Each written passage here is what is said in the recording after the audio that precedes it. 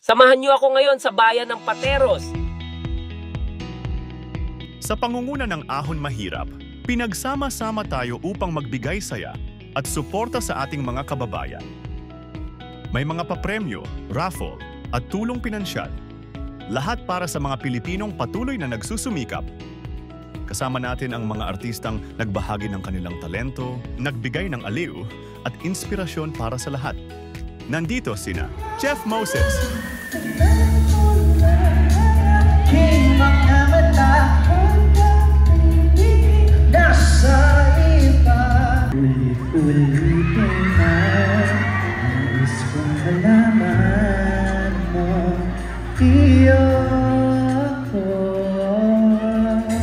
Hannah Presillas,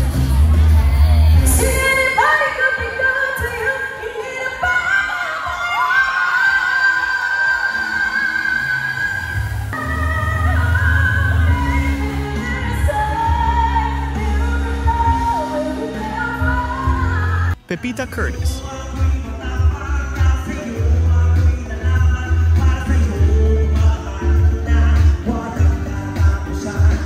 John Vic Ortiz de Guzman,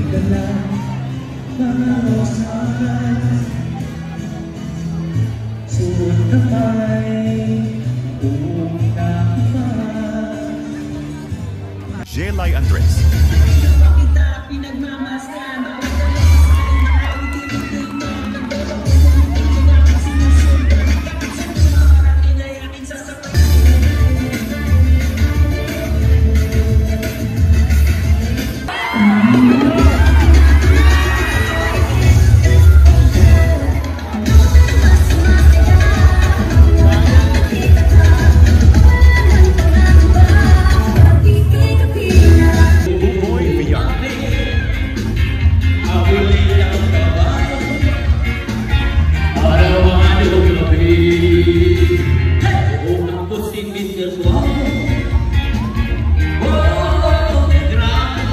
Sugar Mercado,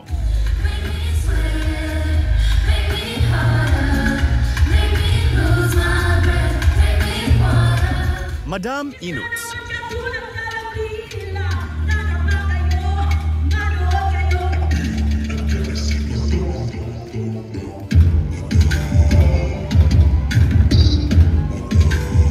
Jason Gainza,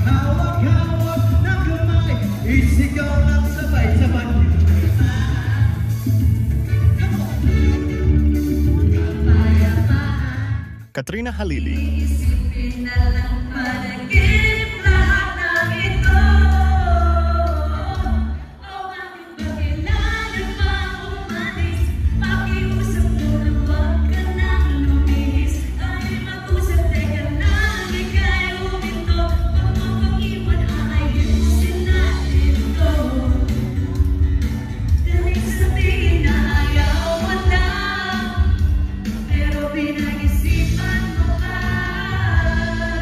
and last but not the least, Herlene Hipon Budol.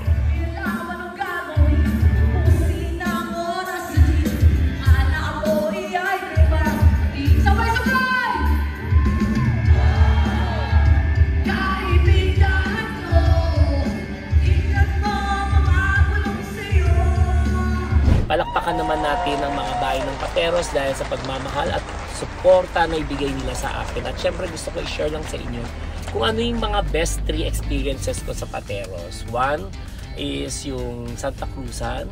Sa tagal-tagal ng Pateros, ngayon lang daw nagkaroon ng Santa Cruzan. Isa sa mga pinaka-best experience ko dahil nakita ko kung gaano kasaya ang mga tao sa bayan ng Pateros. Sumisigaw sila, humihiyaw sila na Sir Wilbert, diba? Nakaka-overwhelm. Marami akong top sharer nandoon. Syempre, shout out sa mga top sharer ko, sa mga Pateros, ayan, mga Pateros chapter. Syempre, sa pangunguna ni Lorraine Serrero. Pangalawang memorable sa akin na experience sa Pateros ay way back 2007. Ang nag-iisang founder ng KF, ng Kagandahang Flores, si Direk Roger Flores po ay taga Pateros. So, doon po ako nag-training hanggang lumaban ako ng national pageant at syempre pinalad din si Ka-Freshness, lumaban din po ako sa international competition. Napaka-memorable sa akin ng Pateros at higit sa lahat yung isang pinaka-memorable ko yung courtesy call kay Mayor Ike. Honorable Mayor Ike Ponce III, dahil kahit first meet namin, hindi siya nagdalawang isip na magbigay ng word of wisdom, pagpasok sa pagiging public servant. Siyempre yung mga word of wisdom niya na isa sa mga motivation ko ngayon no, kung bakit ako may purpose sa buhay ngayon. So I'm getting ready na mga Ka-Freshness. Sa bawat tulong at ngiti, damang-dama ang malasakit at pag-asa. Sama-sama, patungo sa mas maliwanag na kinabukasan para sa bawat Pilipino.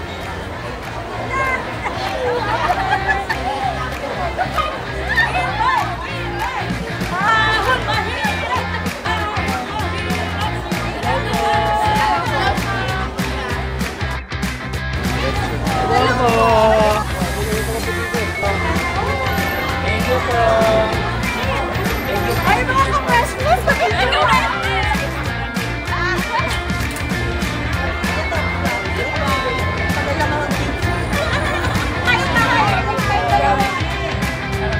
Hello po. Hello po. Hi, nanay. Thank you.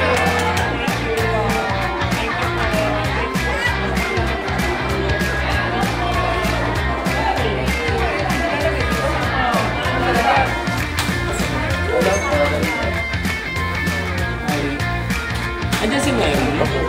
Lahat sila nandiyan.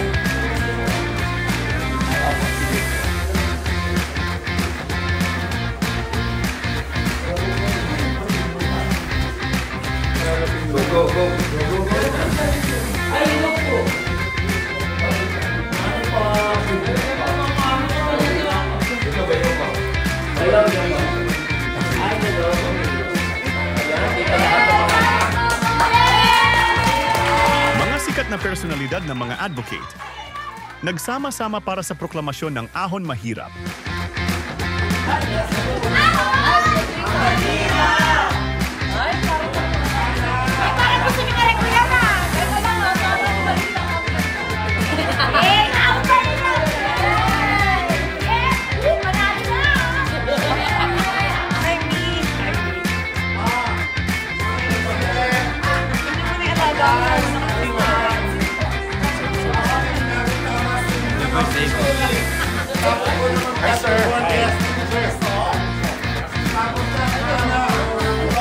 Po. Pang-apat ka. Pang-lima, Lupita. Pang-anim, Don. Pang-anim, tapos Jack Moses. Pang-pito. Jack. Tapos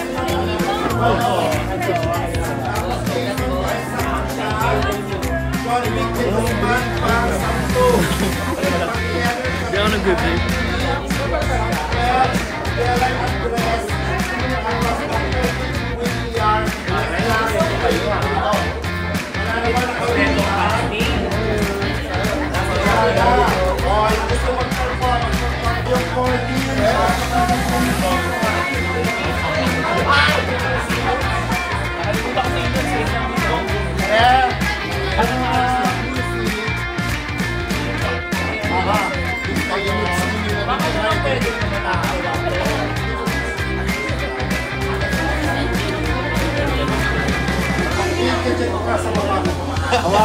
Hawakan niyo yung kamay.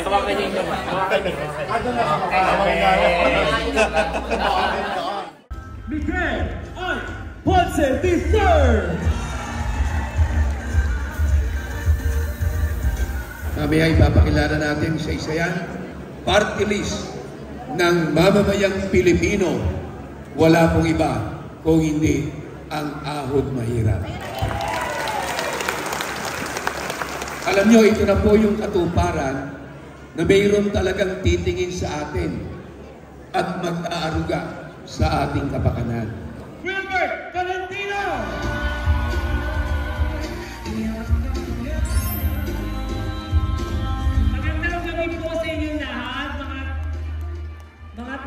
Pateros, mga bayan ng Pateros, at mga chapter president ng Las Piñas, Quezon City, sa Manila, sa Marikina, and of course, sa District 5 ng Manila 5. Andito lahat, nagsama-sama.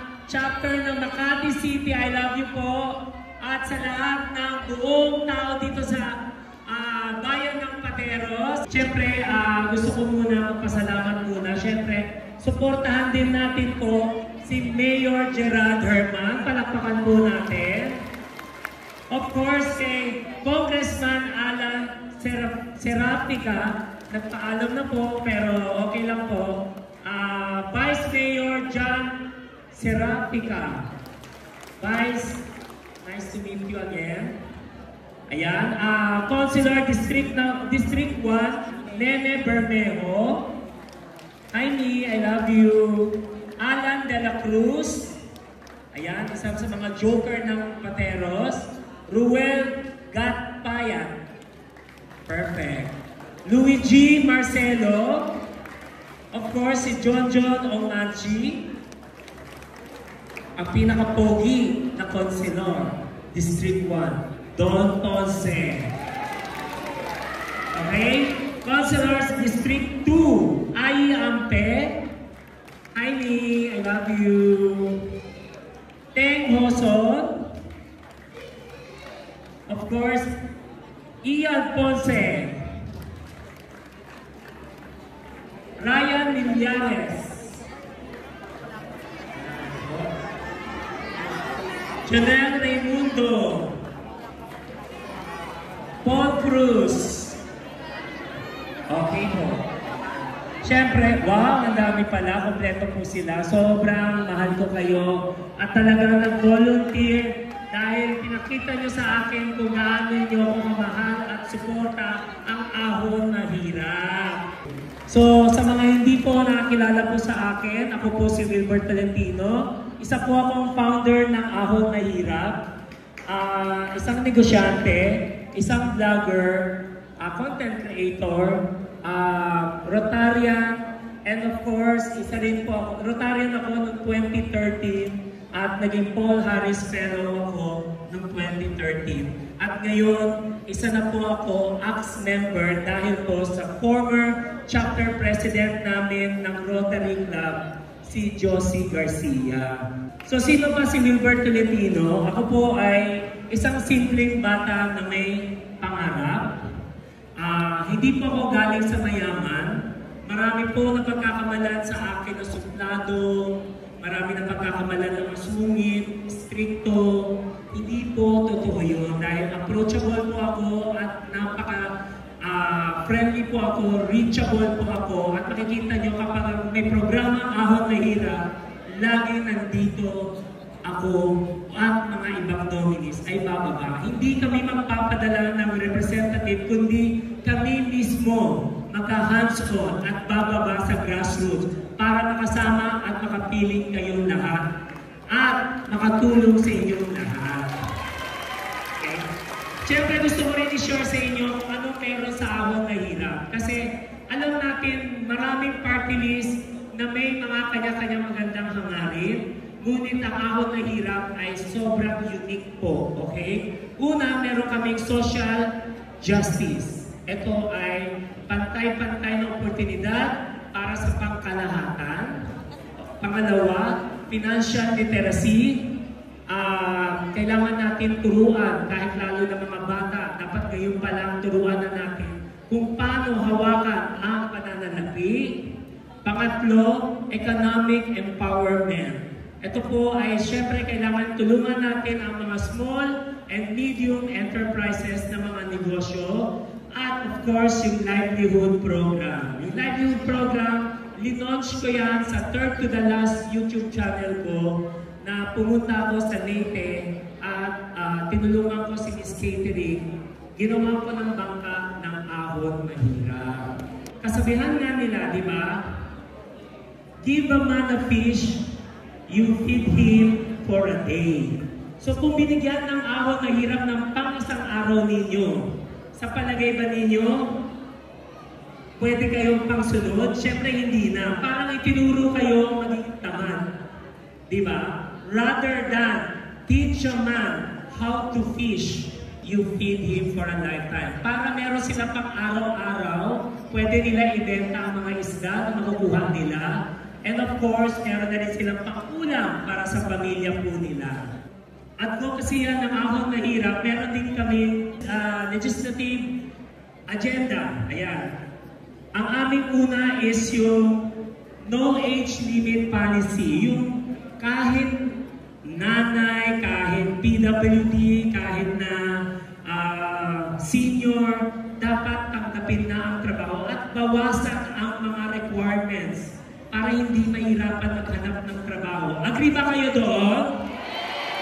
Dahil napakahirap mag-apply ng trabaho dahil kailangan ninyo kompletuhin ang mga requirements.